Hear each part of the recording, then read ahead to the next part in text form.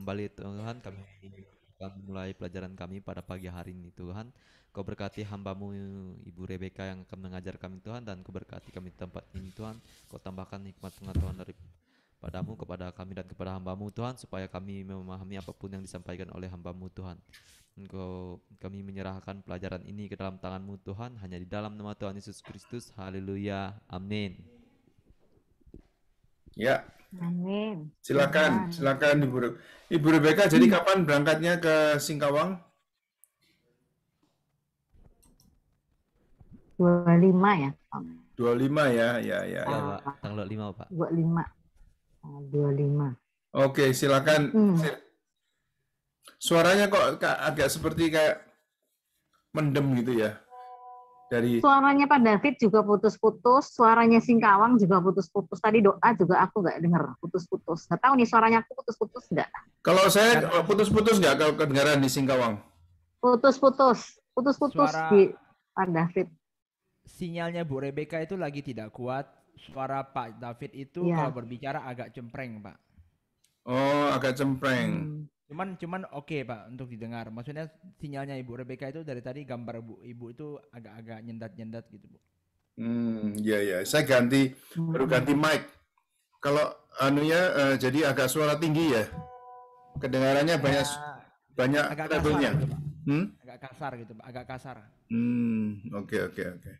Tapi oke sih, Pak. Ya. Ibu yang sinyalnya Ibu mungkin coba Ibu berbicara, Ibu. Iya, Rik. Ya, sinyalnya Ibu agak... Dari tadi sih keputus-putus sih, Rik. Aku dengar kalian bicara putus-putus terus.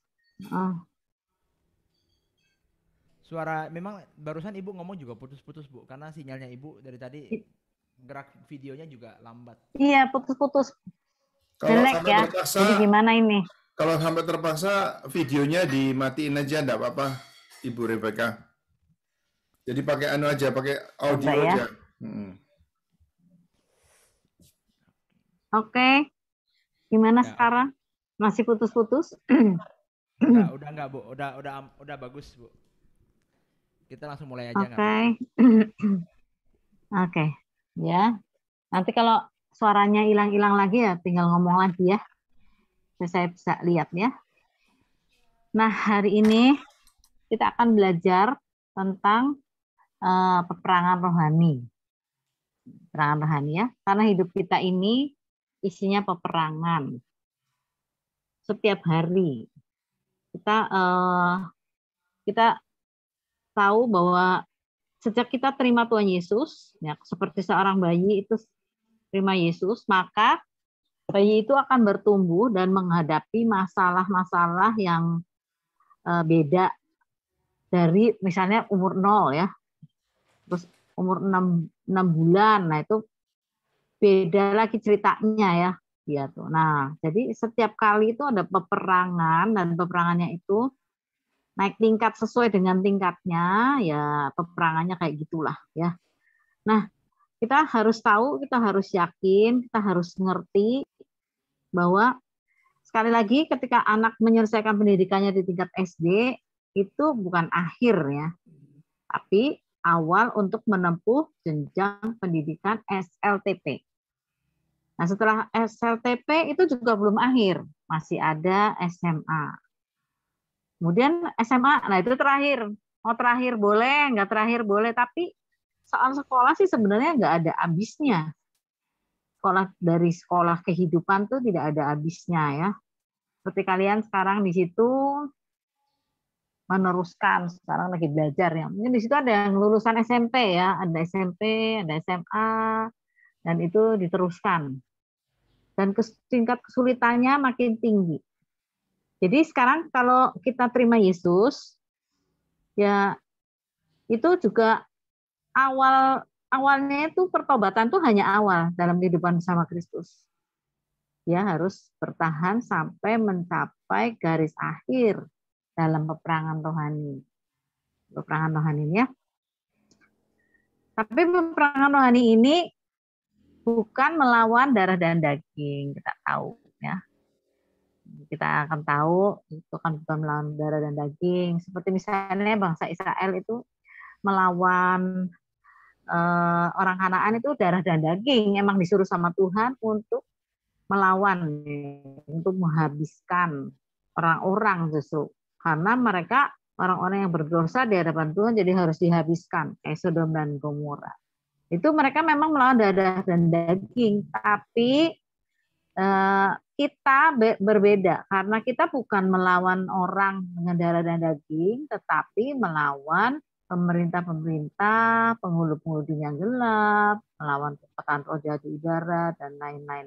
Jadi kalau Yosua itu musuhnya memang manusia, tapi kalau musuh kita itu bukan manusia, iblis dan antek-anteknya, gitu ya. Jadi artinya apa tuh? Artinya kalau ada orang memusuhi kita, yang harus kita gempur adalah roh jahat yang memakai tubuh orang itu. Bukan orang itu.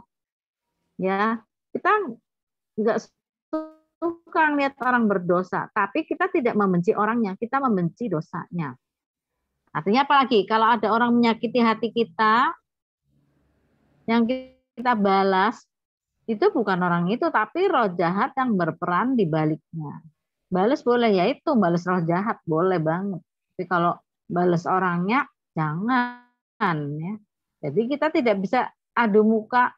Kalau ada orang menyakiti hati kita, kita balas menyakiti hati dia. Nah, itu namanya melawan manusia lain. Kita harus membalas roh jahat itu yang berperan di baliknya ya. Terus artinya juga kalau ada marah, ada di hati, ada sakit hati, hawa nafsu, itu di dalam diri kita, ya kita harus sanggup menguasai dan mengalahkannya. Karena itu peperangan rohani kita melawan roh jahat yang ingin menundukkan kita. Bukan cuma orang lain yang dipakai roh jahat, kita juga suka bisa dipakai oleh roh jahat. Ya, karena roh jahat itu prinsipnya ingin membunuh, mencuri, membunuh, dan membinasakan. Oke ya, jadi kita harus tahu kita punya hidup sehari-hari ini diwarnai dengan berbagai peperangan. Ya, kita berperang melawan kemalasan. Nih, kalau pagi-pagi kayak gini suruh kuliah males. Ketidakadilan, keegoisan, ya egois juga ya, kemarahan, hawa nafsu yang ada dalam diri kita ya. Itu dalam diri kita itu kita berperang melawan itu semua ya. Kita seringkali egois itu karena apa? Karena memang dari kecil kita egois. Dari manusia dari sejak lahir begitu. Itu pengennya menang sendiri dan pengennya pokoknya sendiri aja, orang lain merasa bodoh ya. Nah, itu dari diri kita sendiri. Kemudian kita melawan gosip, fitnah, penindasan, intimidasi, dan berbagai masalah yang harus kita hadapi dari orang lain. Nah, karena itu sebagai murid Yesus, kita dianjurkan untuk menahan perlengkapan senjata Allah ya nanti ya. Kita nanti ini baru pengantarnya dulu ya. Kenapa kita disuruh pakai perlengkapan senjata Allah? Supaya kita berdiri sampai akhir dalam peperangan rohani ini. Supaya kita bisa memenangkan peperangan. Karena hidup kita tuh peperangan terus. Kamu tahu medan peperangannya di mana medan peperangan? Kalau ada perang kan ada medannya kan? Medannya di mana? Menurut kamu?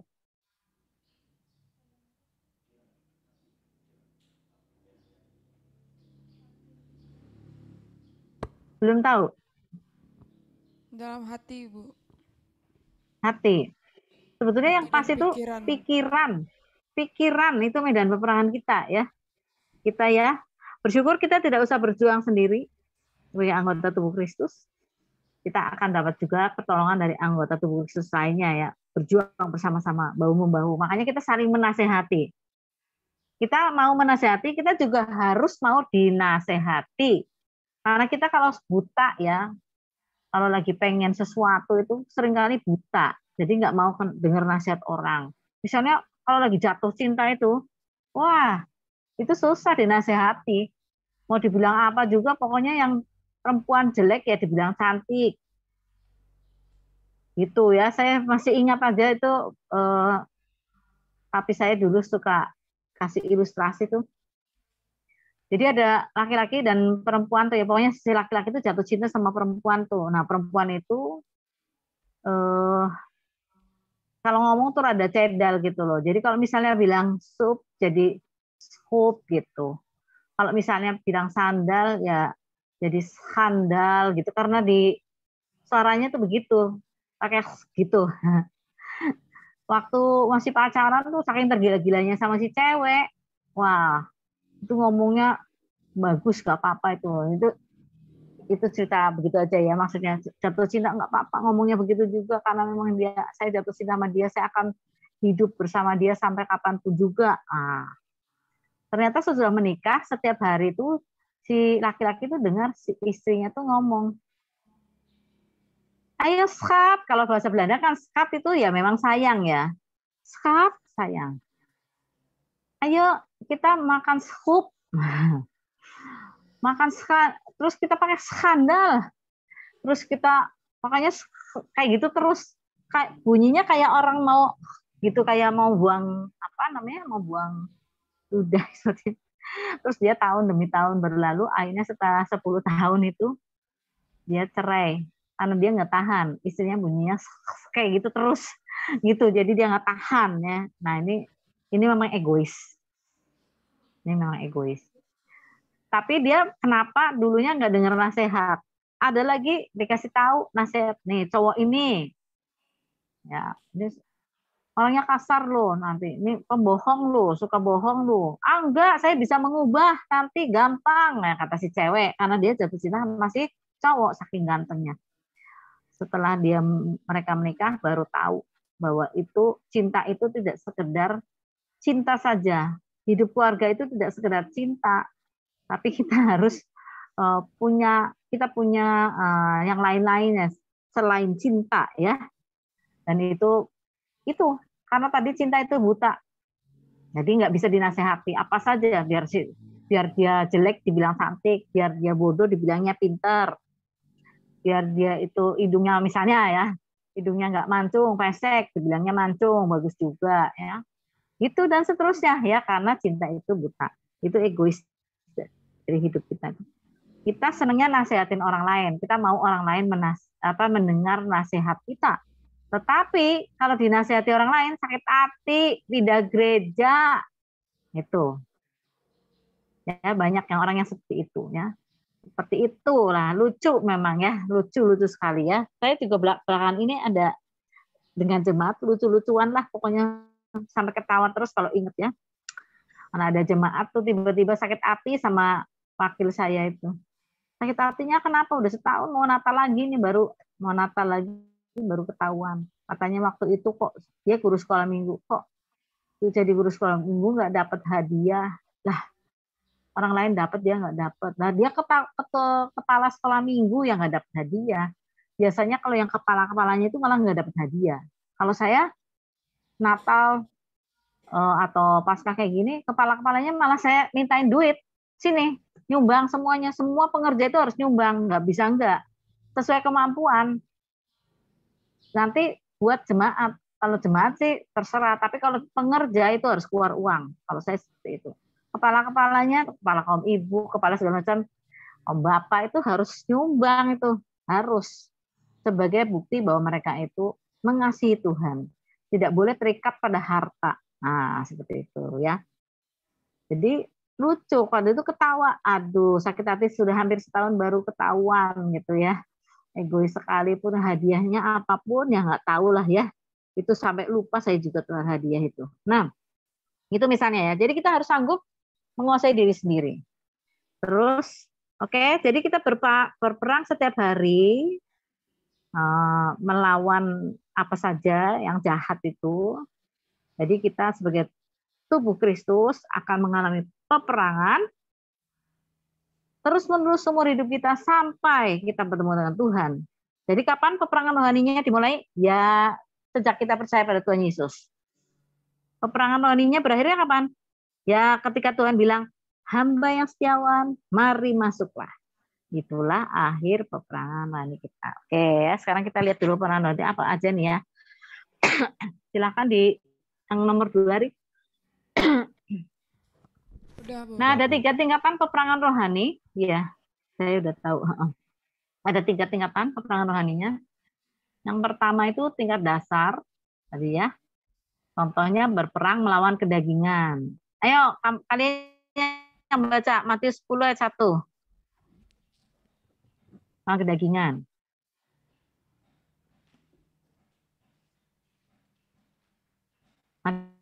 Matius 10 ayat 1. Matius pasal 10 ayat yang pertama. Perikop di atas, Yesus memanggil ke-12 rasul.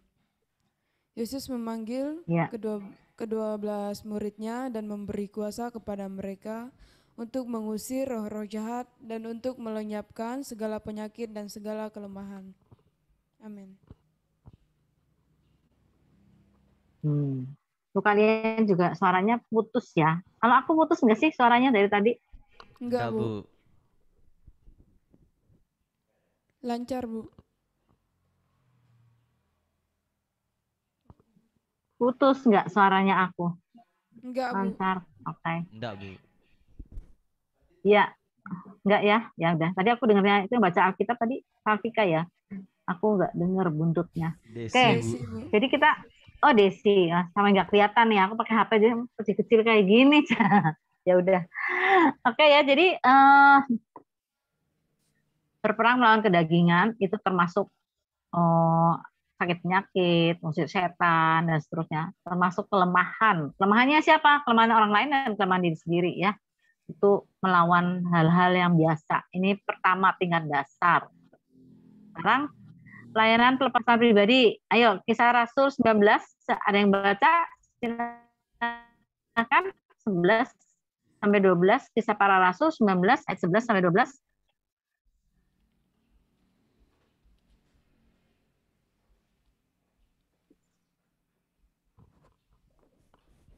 Kisah para Rasul pasal yang ke-19 Iya. ayat 11 sampai 12. Oleh Paulus, Allah mengadakan mujizat-mujizat yang luar biasa. Bahkan orang membawa sapu tangan atau kain yang pernah dipakai oleh Paulus dan meletakkannya atas orang-orang sakit, maka lenyaplah penyakit mereka dan keluarlah roh-roh jahat. Amin. Nah, ya. Jadi ini masih tentang itu tingkat dasar ya, berperang melawan kedagingan, melawan sakit penyakit, melawan orang yang terikat seperti itu ya. Jadi ini banyak di antara kita itu keterikatan.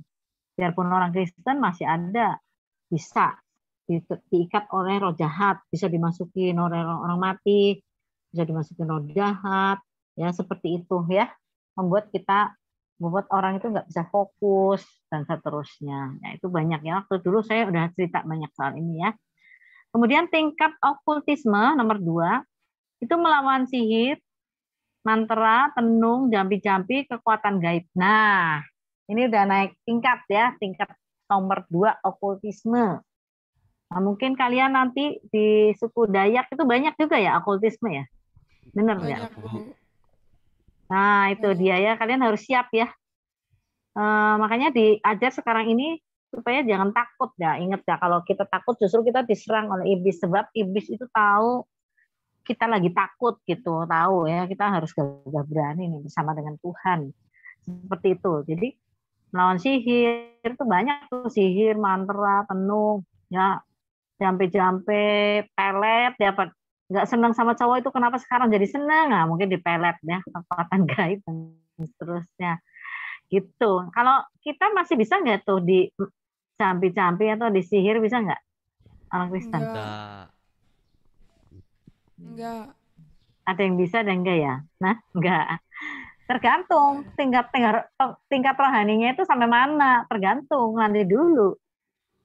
Tingkat ketergantungannya kepada Yesus itu sampai mana. Kalau kita betul-betul bergantung sama Yesus, kita membiarkan Roh Kudus berkuasa atas hati kita, roh kita, jiwa kita, tuh kita ya nggak kena, gitu loh. Tapi kalau jadi orang Kristen cuman ya segitu-gitunya aja, ya ke gereja, ya gitulah.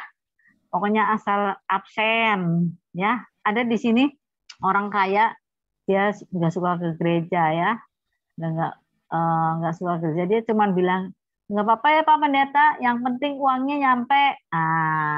Dia ceritanya ngasih uang, padahal ngasih uangnya juga katanya sih nggak besar-besar amat, padahal dia orang kaya. Nah sekarang dia umurnya 55 tahun dan dia kena kanker otak, terus dia plonga-plongo. Dia kena kanker otak, dia tadinya dia main perempuan juga, main perempuan tuh dipelet, pakai sihir juga. Sekarang kanker otak, udah pelongo-pelongo, sudah nunggu akhir hidup, kecuali ada mujizat.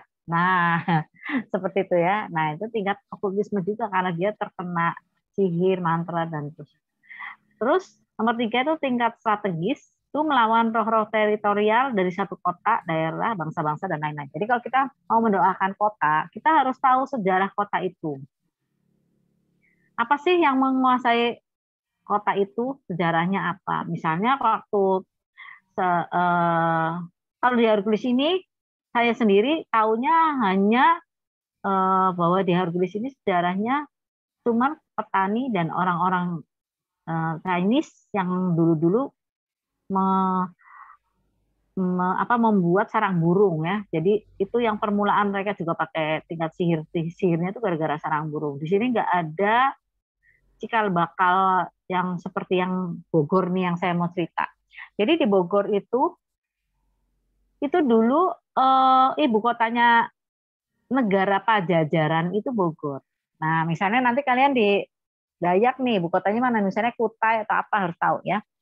Nah, Pajajaran itu negara Pajajaran itu Prabu Siliwangi itu dia beragama Hindu. Terus dia pada suatu ketika dia beristri dengan seorang putri dari Cirebon itu Islam. Nah, karena dia Islam, anaknya dia melahirkan anak namanya saya kok namanya lupa ya. Pokoknya anaknya dia itu Islam juga. Nah, kemudian si anak yang Islam ini berusaha untuk mengislamkan Prabu Siliwangi. Nah, Prabu Siliwangi itu tidak mau karena dia berkeyakinan Hindu, tidak mau dia tetap. Karena itu dia berusaha untuk tetap ya. Tapi karena dia sayang sama anaknya juga, dia tidak mau ada peperangan, jadi dia menghilang, ceritanya menghilang ya. Jadi di Bogor sana ada di Gunung Salak, di bawahnya Gunung Salak itu ada satu pura Hindu, dipercaya bahwa di situ itu tempat menghilangnya Prabu Siliwangi. Nah itu ya. Jadi itu masuknya Islam ke tanah Sunda itu gara-gara anaknya Prabu Siliwangi. Nah si Prabu Siliwangi sendiri masih berkuasa sebagai roh jahat. Nah di pura itu nggak semua orang boleh masuk tuh, di puranya itu ada kayak bikin kemah tabernakel tuh ada pelatarannya, ada kayak kemah sucinya, ada yang tuh ruang maha sucinya, ruang maha sucinya nggak boleh kita masuk nggak boleh ya. Jadi para pendoa tuh sering berdoa di situ.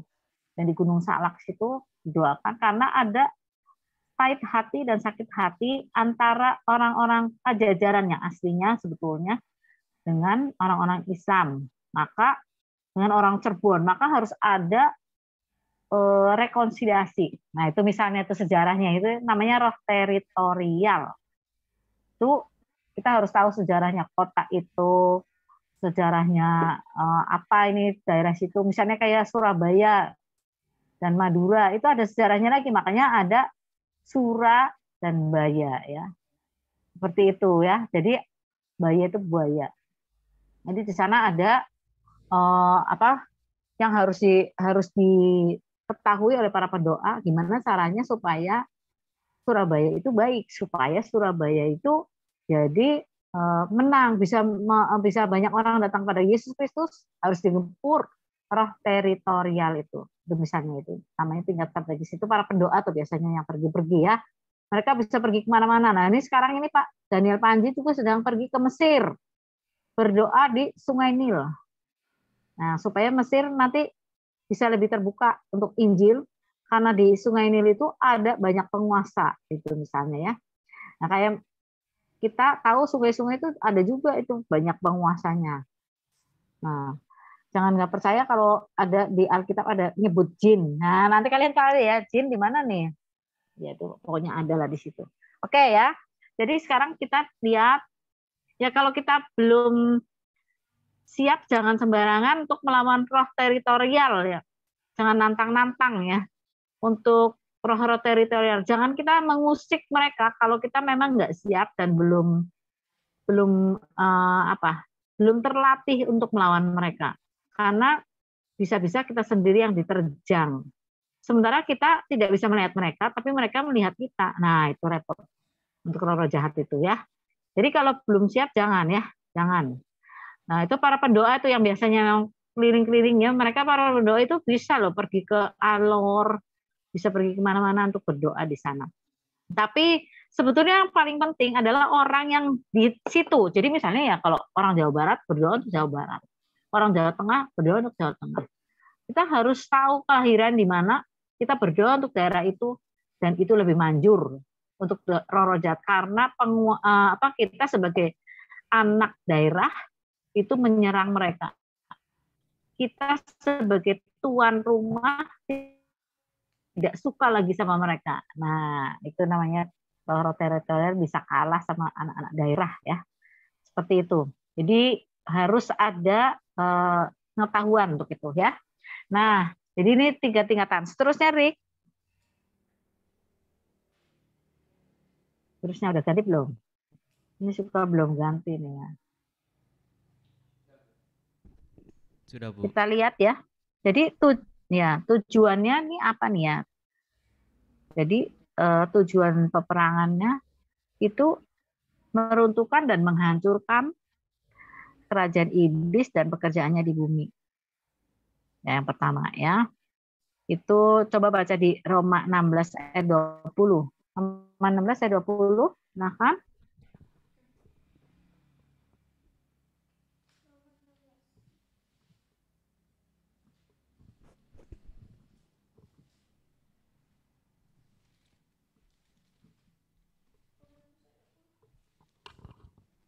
Roma pasal 16 ayat yang ke-20. Mm-hmm. Semoga Allah, sumber damai sejahtera, segera akan menghancurkan iblis di bawah kakimu. Kasih karunia Yesus Tuhan kita menyertai kamu. Amin. Oke. Jadi menghancurkan iblis dan pekerjaannya di kakimu. Wah, itu doa dari Paulus ya. Nah, itu pertama ya, kita menghancurkan kerajaan iblis. Karena iblis juga ada kerajaannya ya. Dia berjenjang juga. Ada yang iblis kroco aja, ada yang kayak RT-nya, ada yang kayak gubernurnya misalnya ya, ada yang kayak penguasa, misalnya penguasa Indonesia itu beda ya sama penguasa Amerika, itu beda sama penguasa Eropa. Eropa juga ada penguasa sendiri, ada penguasa Inggris, penguasa apa sendiri-sendiri. Itu ada jenjangnya. Jadi kita menghancurkan kerajaan iblis yang paling puncaknya adalah itu aneka terang, si Lucifer itu ya. Oke, jadi itu kita meruntuhkan dan menghancurkan kerajaan iblis supaya Injil dapat diberitakan, supaya manusia itu lebih terbuka kepada Injil, jadi orang yang damai untuk menerima Injil. Itu ya. Nomor 2, untuk merampas jiwa-jiwa dari cengkeraman musuh atau neraka dan memindahkannya ke dalam terang Allah. Coba di Yudas 22.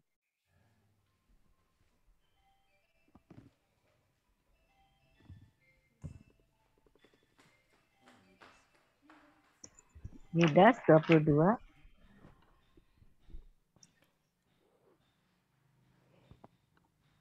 Yudas pasal yang ke-1 ayat yang ke-22.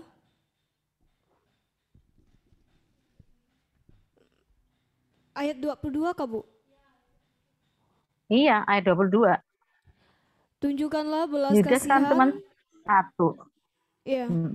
Terus? Tunjukkanlah belas kasihan kepada mereka yang ragu-ragu.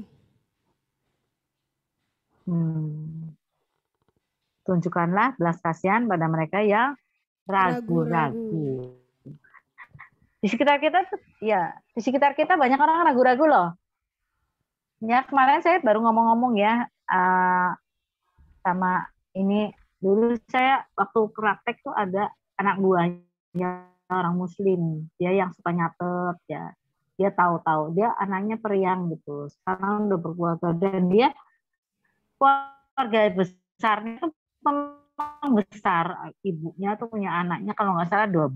Jadi kemarin dia sakit, saya kan ke rumahnya, terus itu keluarganya pada kumpul di situ, cerita tentang COVID dan seterusnya. Terus kakaknya tuh bilang, si Jamal tuh bilang, ya kalau mati ibunya tuh udah 86 tahun umurnya ya, dia duduk di sebelah saya.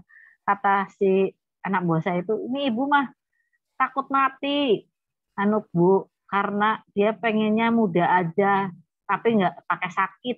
Nah, kalau udah tua kan mulai sakit kan, tulang pada sakit, dengkul sakit, jalan sakit, tiduran sakit, karena memang sudah tua.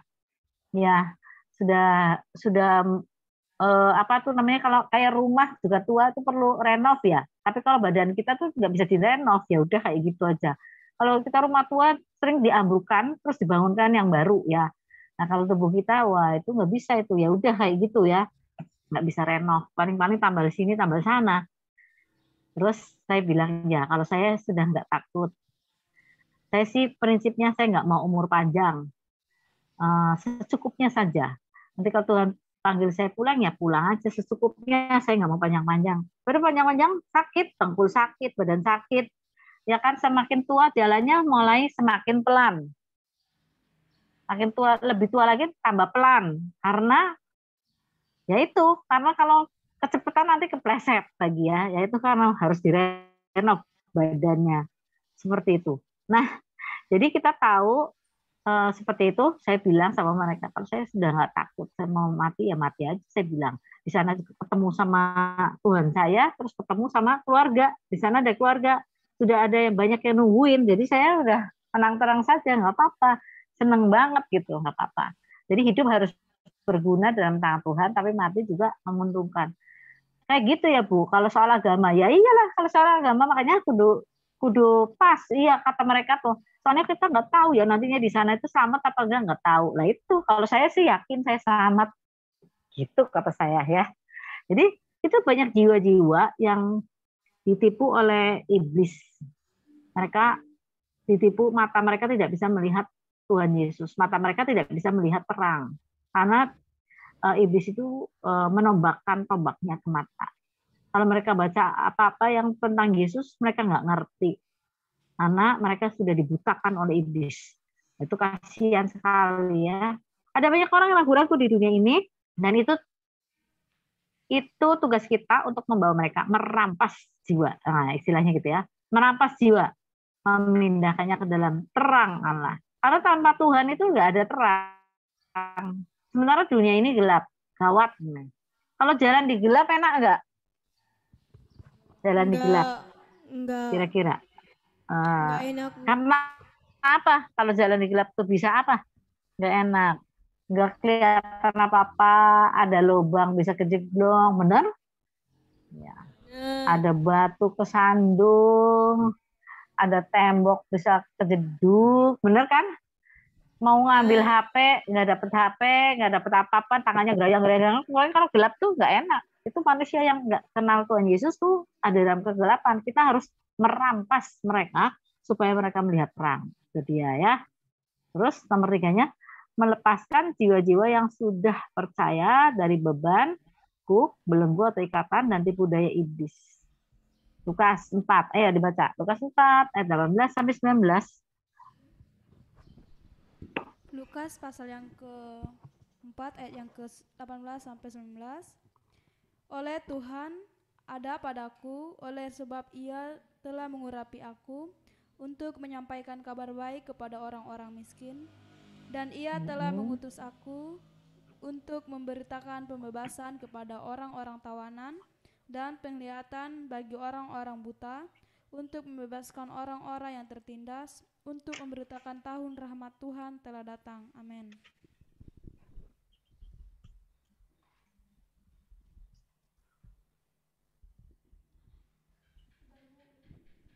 Udah Bu. Nah, itu kata Tuhan Yesus ya. Jadi Tuhan Yesus bilang, aku datang untuk menyampaikan kabar baik kepada orang miskin. Ini miskin rohani ya. Tapi nggak cuma miskin rohani, ini miskin badani juga mendapat kabar baik karena Tuhan akan, kalau percaya pada Tuhan Yesus, pasti kebutuhan pasti dipenuhi. Bukan untuk hoya-hoya sih, kebutuhan pasti ada. Nggak mungkin lah.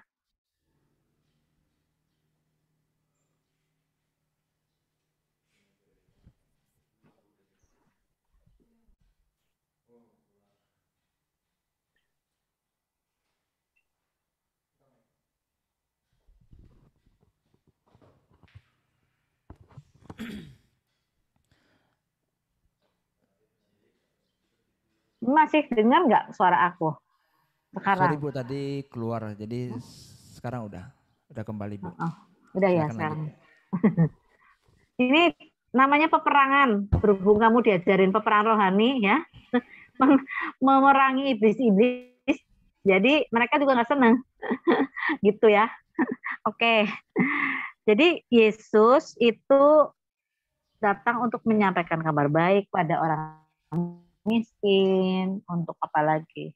Untuk memberitakan pembebasan pada orang tawanan. Ditawan siapa? Ditawan iblis, ya. Dan penglihatan buat orang buta apa? Buta rohani, buta sungguhan. Buta rohani banyak sekali. Untuk membebaskan orang tertindas dari apa? Dari iblis, dari manusia, dari siapa-siapa aja. Untuk memberitakan tahun rahmat Tuhan telah datang. Tahun rahmat itu artinya tahun yang penuh kasih dari Tuhan, kasih karunia luar biasa. Itu tugas kita ya. Jadi kita tugasnya itu memang yang pertama untuk menghancurkan kerajaan iblis dan pekerjaannya. Nomor 2, merampas jiwa-jiwa yang belum mengenal Yesus. Nomor 3, melepaskan jiwa-jiwa yang sudah percaya dari tadi. Biarpun udah jadi orang Kristen tuh ada beban, ada kulp, ada belenggu, ada ikatan, tertipu oleh iblis ya. Jangan gagahan kalau udah jadi orang Kristen, iblis nggak bisa nyerang. Kata siapa? Bisa saja gitu. Jangan sombong gitu. Jangan merasa wah ada Yesus di saya nggak bakal bisa disantet, nggak bakal saya bisa dimasukin roh jahat. Sombong. Dia ada celah sedikit aja bisa masuk dia ya. Jadi kita harus tahu ini ya. Jadi tujuannya seperti itu. Oke, sekarang seterusnya Rik. Terusnya kita lihat, kita belajar mulai dengan ikat pinggang kebenaran ya. Senjata anak Allah. Nah, sekarang kita baca dulu 2 Korintus 10 ayat 4-nya. Senjata anak Allah tadi. 2 Korintus 10 ayat 4. Karena senjata kami dalam perjuangan bukanlah senjata duniawi, melainkan senjata yang diperlengkapi dengan kuasa Allah yang sanggup untuk meruntuhkan benteng-benteng. Nah, sanggup untuk meruntuhkan benteng-benteng. Oh, ternyata ada benteng juga ya. Kita nanti belajar soal benteng. Apa itu benteng? Karena senjata kita tuh bukan senjata duniawi, tetapi senjata yang dilengkapi dengan kuasa Allah. Walaupun gambarnya itu prajurit Romawi, ya. Ini yang ngomong kayak gini ini kan Rasul Paulus kan. Rasul Paulus itu hidup waktu itu tahunya tuh seragam prajurit itu seragam orang Romawi ya kayak gitu. Ya, nanti kita bahas satu-satu. Jadi kita udah tahu dulu senjatanya bukan senjata duniawi, melainkan senjata yang dilengkapi dengan kuasa Allah yang sanggup untuk peruntukan benteng-benteng. Benteng apa aja lah ya, nanti bentengnya. Oke, terusnya Rik. Bawahnya. Kita mulai dengan ikat pinggang kebenaran ya. Yang pertama kita akan bicara soal ikat pinggang kebenaran. Ini senjata lihat ya ini ya. Jadi ada senjata Romawi ini zamannya Paulus ini seperti itu. Sekarang kita lihat ikat pinggang kebenaran. Nah ini ya, ini keren ini bagus ya. Ini dapat gambarnya tuh sangat lumayan ya, muter-muter anakku ya bikinnya ya. Oke, jadi ikat pinggang kebenaran itu ya di situ ya. Jadi kita lihat sebagai anak Tuhan kita harus pakai perlengkapan senjata. Yang pertama adalah ikat pinggang kebenaran. Nah, kebenaran itu bicara mengenai orang yang sudah diampuni dosanya dan dibenarkan oleh Yesus Kristus. Oke? Kita tuh sebenarnya bukan orang benar. Sampai sekarang juga walaupun sudah jadi pendeta bukan orang benar, tapi kita dibenarkan oleh Yesus Kristus. Nah, jadi hidup kita ini tidak boleh lepas dari kebenaran Allah. Gitu ya, harus melekat kepada kebenaran Allah itu ya. Jadi seperti itu. Nah, kebenaran itu juga berarti bahwa kita harus memiliki hidup yang dijalani berdasarkan firman Tuhan. Kata Mazmur 119 ayat 105, firman-Mu berita bagi kakiku, terang bagi jalanku. Oke, kamu tahu ya lagu itu ya. Jadi kalau itu diucapkan, kita harus mengucapkannya dengan yakin bahwa firman Tuhan itu adalah pelita bagi kaki kita dan terang bagi jalan. Oke. Jadi ikat pinggang itu biasanya digunakan sebagai pengikat celana atau pinggang, lihat tuh ya. Kan dulu kan orang Romawi itu baju dalam itu kayak rok ya, kayak daster. Jadi sekarang dikasih ikat pinggang. Tujuannya untuk menahan celana agar tidak melorot. Ya, sekarang cowok-cowok juga masih nggak pakai ikat pinggang. Jarang ya kayaknya ya. Kecuali celananya kedodoran. Pakai ikat pinggang ya. Nah, dulu orang-orang tua itu yang perutnya pada gendut tuh bukan cuma ikat pinggang ya. Ada yang namanya bretel. Dari bretel tuh jadi kayak sampiran, kayak ikat pinggang yang sampai ke bahu tuh ya. Jadi supaya celananya betul-betul tidak melorot, namanya bretel. Anak kecil juga punya tuh yang seperti itu.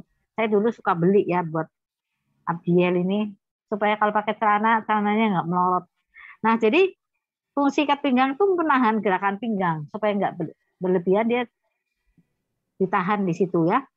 Biasanya pokoknya apalagi kalau perang, kalau nggak ada ikat pinggangnya tuh gawat. Nanti kalau melorot kan repot ya. Nah, tentara Romawi biasanya memakai ikat pinggang terbuat dari baja. Dan itu mencegah serangan tusukan musuh yang akan mengenai perut. Supaya jangan kena perut. Nah, sekarang kita baca dulu Yeremia 13 ayat 11. Ada yang bisa baca? Yeremia 13 ayat 11.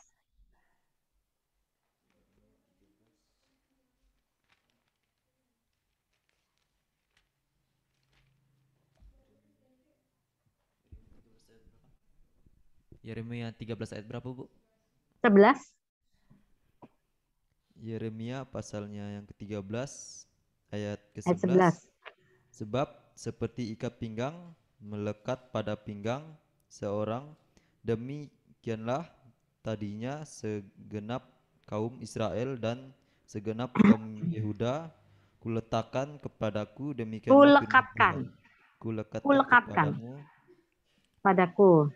kepadaku, demikianlah firman Tuhan, supaya mereka itu menjadi umat, menjadi ternama, terpuji dan terhormat bagiku, tetapi mereka itu tidak mau mendengar. Amin. Mereka tidak mau mendengar, jangan diaminin sih.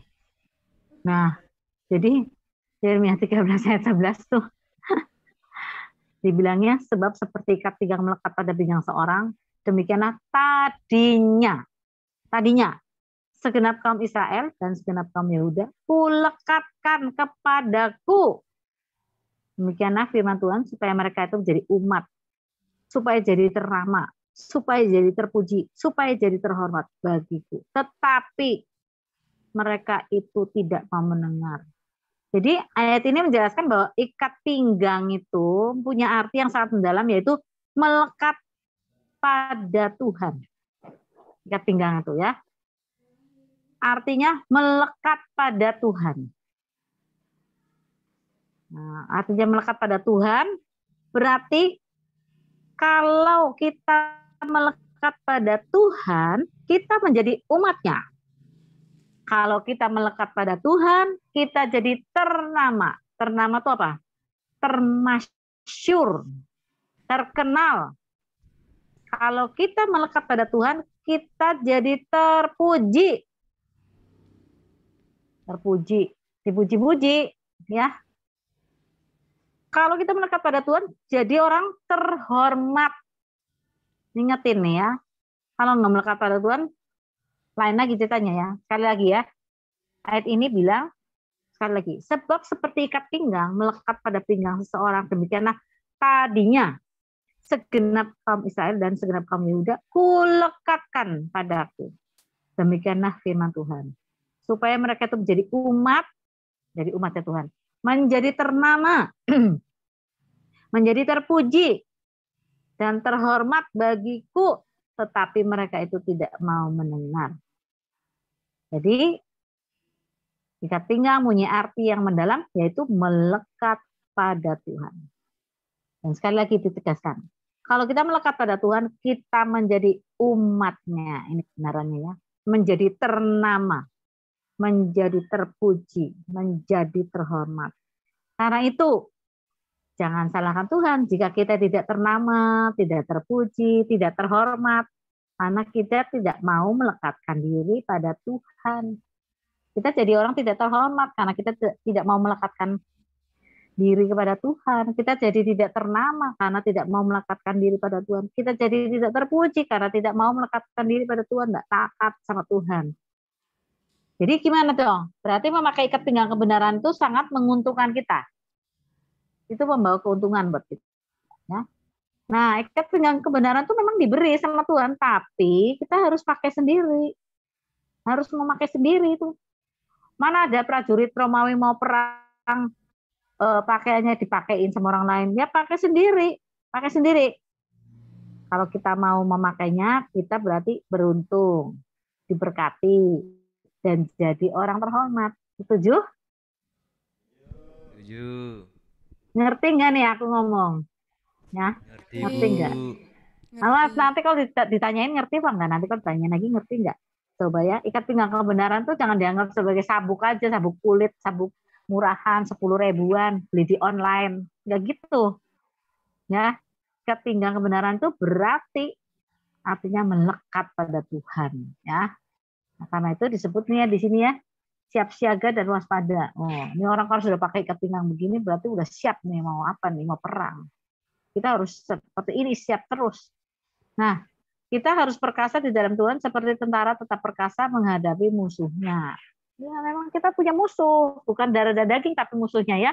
Musuh kita melawan penguasa di udara, melawan apa? Kamu melawan apa aja? Coba kamu sebutkan.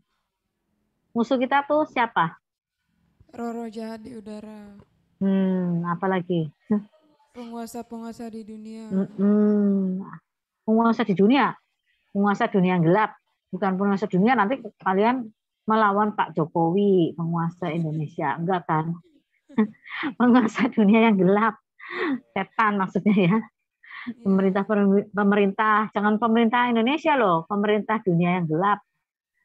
Penguasanya Indonesia ada tuh, nah itu pemerintah yang di sana, yang pemerintah dunia yang gelapnya Indonesia itu yang kita perang. Oke, itu namanya ikat pinggang ya. Sekarang kita lihat lagi baju sirah. Baju sirah ya. Yang kedua adalah baju sirah. Coba kita lihat baju sirah tuh. Baju sirah tuh kayak gitu. Nah, sekarang ya.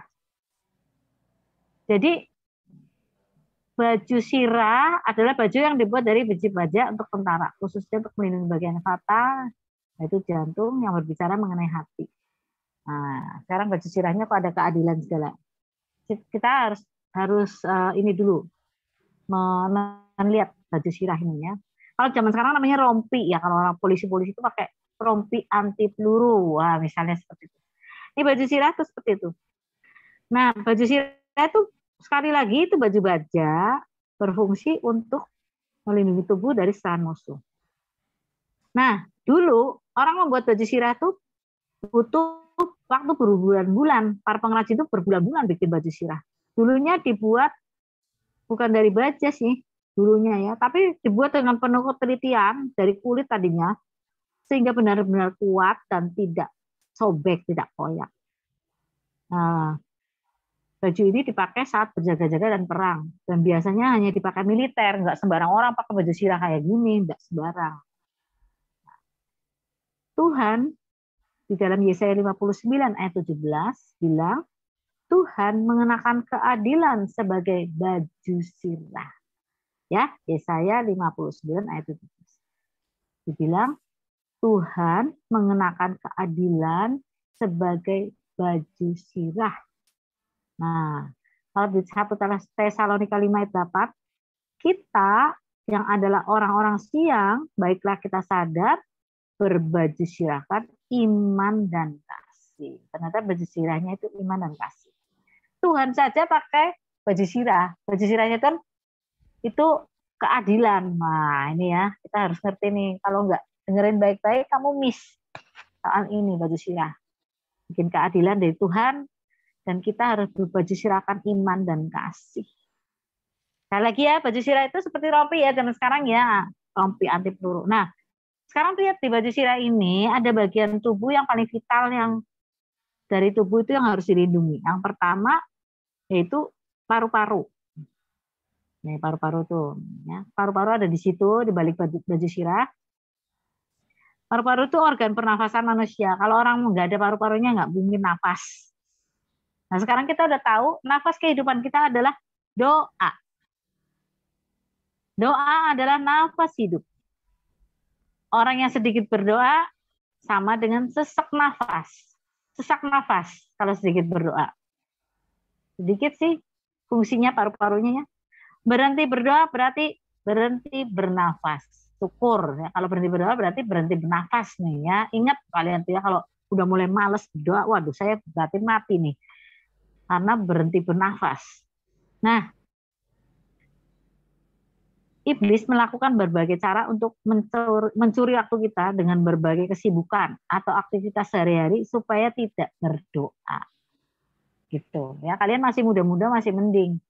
Muda-muda biasanya harus mengalahkan kemalasan aja, nggak bisa bangun pagi, kebanyakan tidur malam, main game, main HP, main laptop, ketemu dunia internet, lupa waktu, giliran mau tidur sudah jam 5 pagi, baru tidur sejam udah dibangunin mau kuliah. Nah loh, terus mau dibilang mau kuliah nggak bisa bangun, langsung teler, tidur terus, gitu ya, itu gagalnya di situ. Jadi kalau ibu-ibu, bapak-bapak biasanya kerja, ibu-ibu pagi-pagi ngurusin anak, wah begitu melek mata dia lupa berdoa karena apa? Karena dia mikir, aduh harus masak nasi nih, harus nyiapin makanan nih. Oh anaknya bangun lebih pagi dari dia, waduh anaknya rewel, udah mencret nih, udah harus begini, lupa dia berdoa. Udah gitu sudah sampai malam mau berdoa, udah capek dia, jadi lupa berdoa. Sangat repot ibu-ibu itu. Bapak-bapak juga repot katanya ya. Kalau saya lihat orang Jakarta itu orang hebat. Ya. Rumahnya di Bekasi, rumahnya di Tangerang, rumahnya di Bogor, kerjanya di Jakarta. Kalau mau berangkat sejam, 2 jam di jalan. Sampai kantor jam 8. Nanti pulang lagi, sejam, 2 jam lagi baru sampai rumah. Di Tangerang, di Bogor, di Bekasi, kira-kira tuh sampai rumah mungkin kalau dia pulangnya jam 6, mungkin jam 8 atau jam 9 baru sampai rumah. Buru-buru mau berdoa, capek, nonton bola dulu. Cowok-cowok tuh biasanya nonton bola ya. Saya suka heran-heran kalau lihat cowok-cowok nonton bola. Saya bilang bola satu aja buat rebutan, dibeliin dong satu-satu gitu ya. Ternyata anak saya cewek suka nonton bola. Aduh, kalau ada bola dia nonton juga ya. Ternyata cewek-cewek juga suka bola, nonton bola. Nah, jadi capek, lupa untuk berdoa. Padahal sekali lagi, orang sedikit berdoa sama dengan sesak napas, berhenti berdoa berarti berhenti bernafas. Yang nomor 2 yang ditudungi itu apa? Namanya perut. Nah, iblis juga mengobok-ngobok perut. Ini bicara soal kebutuhan ekonomi, perekonomian keuangan keluarga Kristen. Diobok-obok terus, terdiri masa ekonomi, dan seterusnya. Demi pekerjaan, demi uang, demi promosi, mereka meninggalkan Tuhan dan menyangkal iman. Perut, ya, makanya pakai baju sirah. Apalagi di situ ada hati. Organ hati itu besar ya, sampai ke belakang. Hati itu berguna untuk menghancurkan racun dalam darah, menghasilkan protein dan membantu proses pencernaan. Jadi gunanya untuk menghancurkan racun dalam darah. Terus dia menghasilkan protein dan membantu proses pencernaan. Jadi kalau hati tidak bekerja dengan baik, akan mengakibatkan kematian.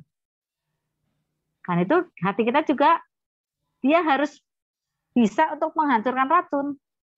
Hati kita yang rohani ini menghancurkan racun, harus baik, harus memiliki kasih, harus adil, supaya berkenan di hadapan Tuhan. Makanya tadi dibilang berbaju silakan iman dan kasih.